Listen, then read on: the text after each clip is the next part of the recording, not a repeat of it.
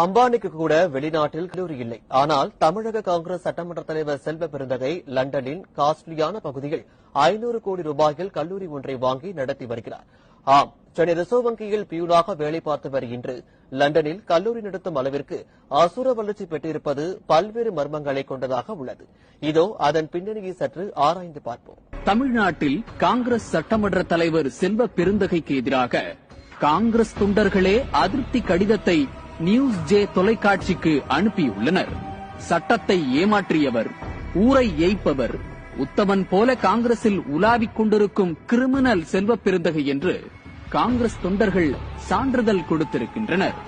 40 கோடி ரூபாய்க்கு ஆசைப்பட்டு மயிலாப்பூர் ஆடிட்டர் தம்பதியை அவரது ஓட்டுநர் கொன்றது தற்போது பரபரப்பு செய்தியாக உள்ளது.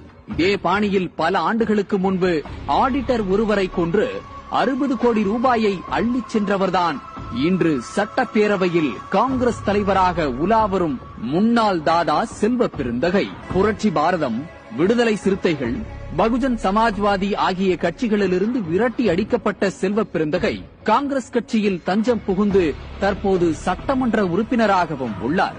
1999 திமுக ஆட்சியின் போது ரிசர்வ் வங்கியில் வேலை செய்த புரட்சி பாரதம் கட்சி தலைவர் பூவை மூர்த்தியின் மூலம் பியூனாக வேலைக்கு சேர்ந்த செல்வ பெருந்தகை தொழிலதிபர் ஏசி முத்தையாவிற்கு நெருக்கமான ஆடிட்டர் பாண்டியனை கொலை செய்ததாகவும் அவரிடம் இருந்து 60 கோடி ரூபாயை கொள்ளையடித்ததாகவும் கூறப்படுகிறது.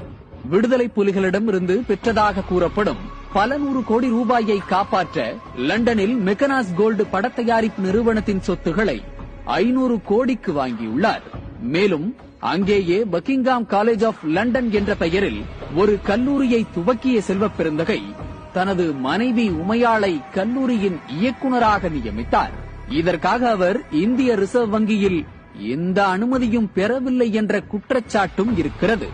பியூனாக வேலை பார்த்த செல்வ பெருந்தகைக்கு பெரும் தொழிலதிபரை போல லண்டனில் ஒரு கல்லூரியை வாங்கும் அளவிற்கு பணம் எப்படி வந்தது என்று